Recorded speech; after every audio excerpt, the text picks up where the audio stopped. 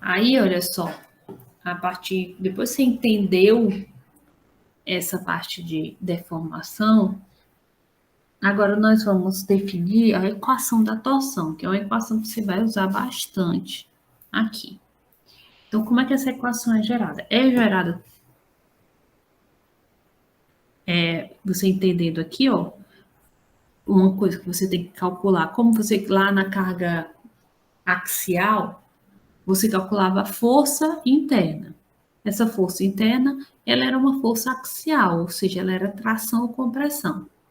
Agora, como eu estou falando de torção, o que vai estar? O esforço interno vai ser provocado por um torque externo, ou vários torques externos, vão gerar torques internos, porque você lembra lá no capítulo 1, quando eu falei de cargas internas, as cargas poderiam ser cargas ou momentos internos, não era?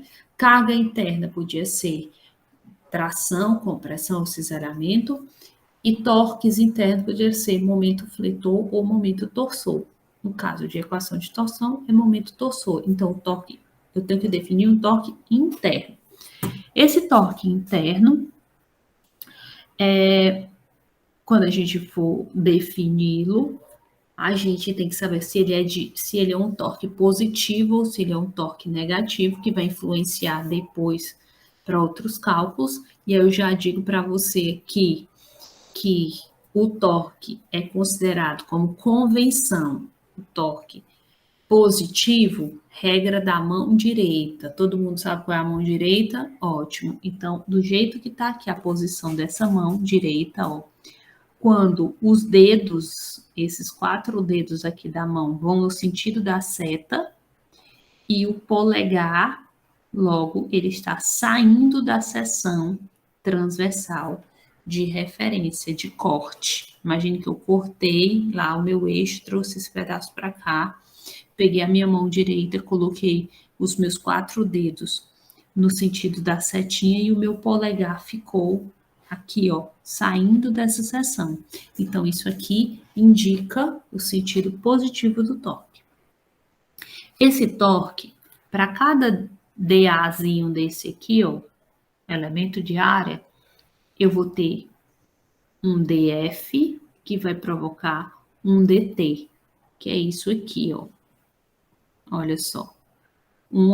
Que você acabou de falar, você tem um torquezinho infinitesimal, né? Tem um torquezinho ali para cada um desses elementos, que acaba, o que tu falou, acaba sendo um pouco, mas só que o que eu estava falando era a relação de proporcionalidade entre o raio e a deformação. Como eu não tinha falado ainda de torque, o torque, para cada ponto, você tem num raio qualquer, você tem um torque referente àquele raio. Por exemplo, eu tenho aqui um DF vezes esse ρ, né, que é uma distância, DF, ó, para cada elementozinho de área desse, eu tenho um DF. DF vezes ρ dá um DT.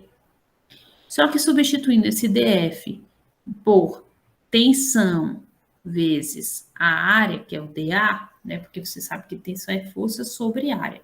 Como são os elementos infinitesimais, a tensão vezes o dA é o dF. Aí aqui, ó, no torque, onde tiver torque, que é o raio vezes o elemento infinitesimal de força, que é dF, eu vou substituir esse dF por isso aqui, ó, tal vezes dA. Tudo bem? Olha.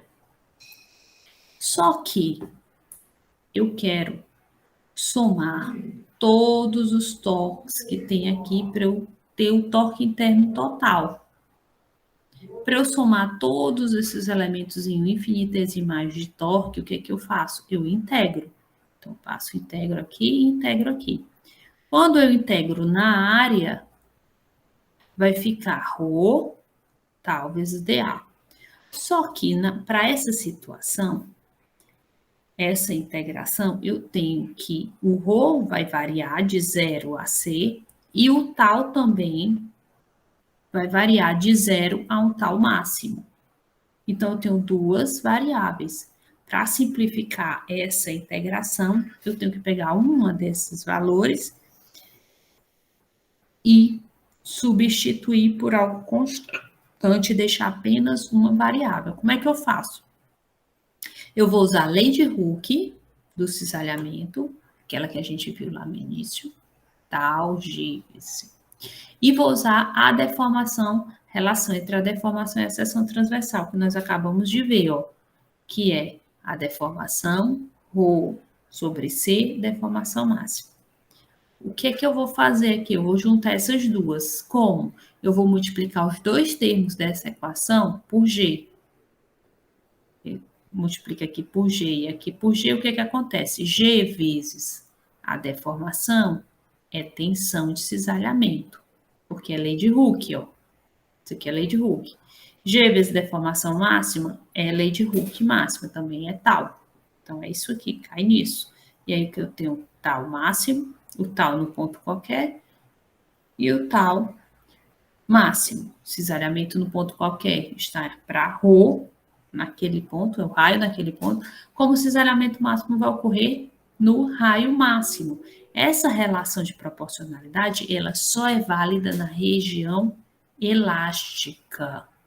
Se o material estiver sofrendo deformação plástica, essa relação não é válida aqui. De tensão, não. A de deformação continua válida, porque ela foi definida, como eu disse para vocês, geometricamente. Mas essa daqui, não, porque eu usei lei de Hooke.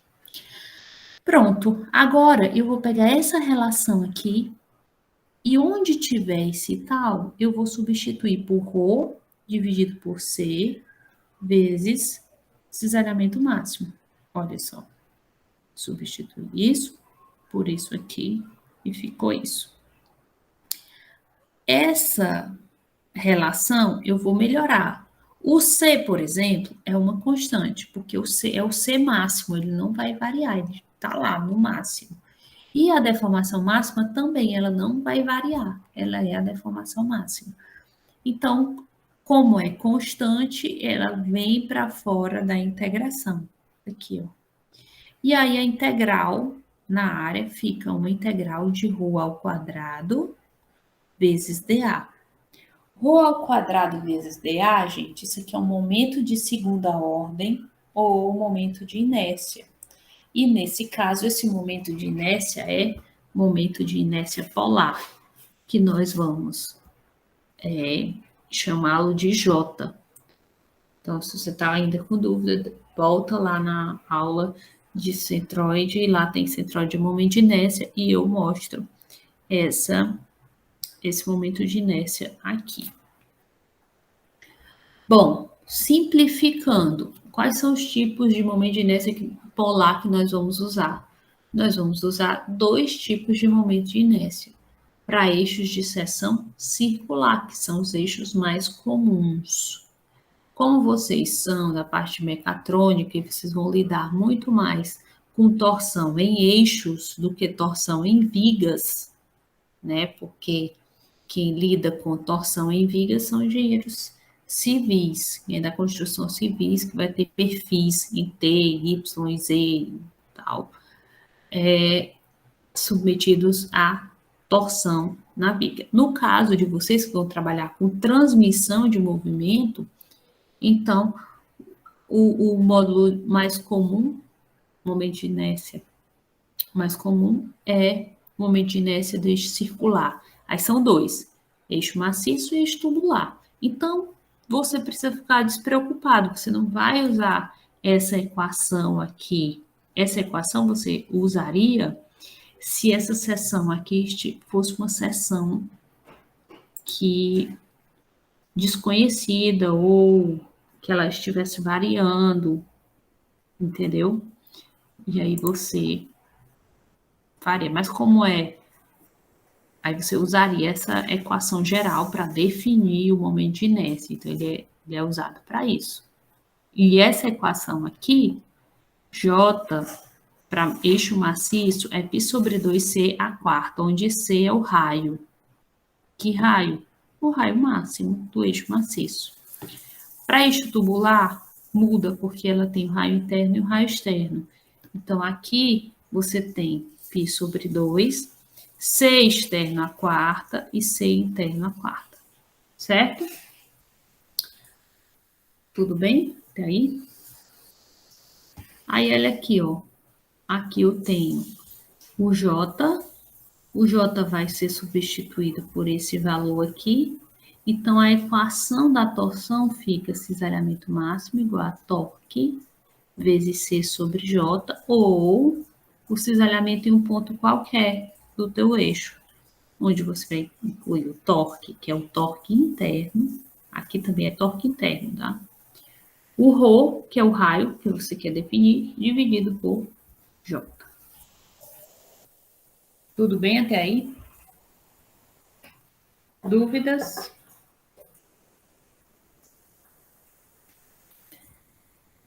Então, essa é a equação da torção que nós vamos usar. Você tem aqui, ó, cisalhamento, que ele vai aumentando, ó, se o eixo for maciço, você tem isso aqui. Se o eixo for tubular, olha só, dependendo do ponto que você encontrar, você encontra o cisalhamento. Se você quiser o cisalhamento máximo, você pega o raio máximo. Se você quiser, por exemplo, o cisalhamento na borda interna, dá para calcular? Dá. Aí você usa o raio interno. Entenderam? E aí que o J, professora? Bom, o J daqui é esse aqui.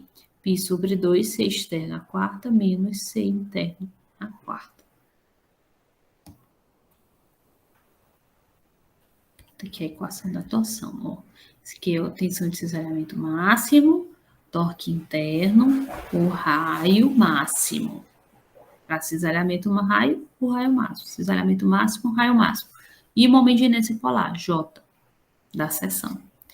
Agora, se eu quero saber o cisalhamento em um ponto específico na seção transversal, então, eu tenho esse torque, essa tensão nesse raio específico, torque continua sendo torque interno e o J continua sendo o momento de inércia polar dessa seção. Por exemplo, eu estou aqui, tá, nesse eixo, mas eu quero saber qual é, mesmo no eixo maciço, viu? Eu quero saber qual é a tensão de cisalhamento bem aqui num ponto. Sei lá, um raio aqui que seja a metade do C. Eu quero cisalhamento nesse ponto. Dá para calcular? Sim, é só você especificar. Você calcula. O J vai ser da seção toda. Mas quando você vier para cá para calcular a tensão de cisalhamento, o raio que você vai colocar é o raio que você quer, do ponto onde você quer determinar a tensão. Entendido?